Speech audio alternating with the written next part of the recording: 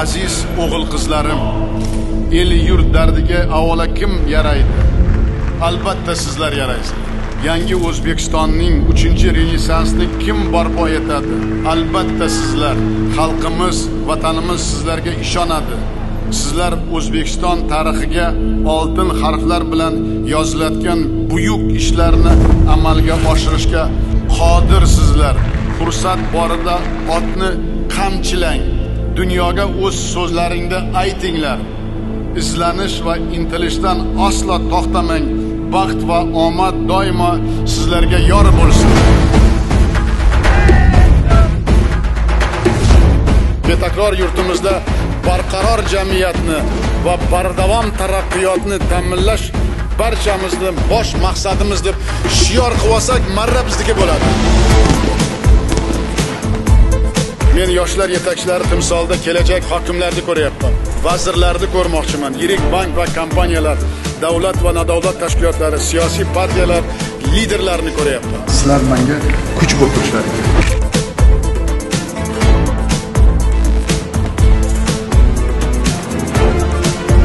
Bizning eng katta qudratli resursimiz, rezervimiz sizlar, shuni bilinglar. Niyatlaring bormi? Hech qachon to'xtamang. Intiling, qiyin bo'ladi, og'ir bo'ladi, g'ovlar bo'ladi, to'siqlar bo'ladi, lekin intilgan o'zini albatta niyatlariga yetadi.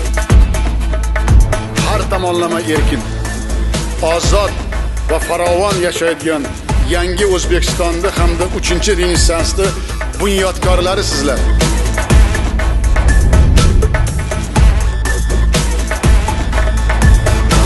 Hech qachon unutmanglar. Adolat bir narsada, ta'limda, intilishda, bilimda. Bu o'g'il qizlarimiz xalqimizning oltin fondi va 3-renesans bunyodkori desam hech qanday mubolag'a bo'lmaydi.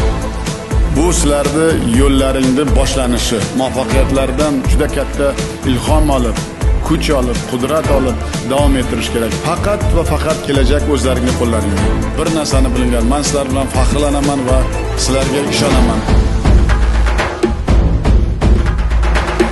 Faqat oldinga, faqat va faqat jonajon vatanimizni manfaati uchun harakat qilamiz.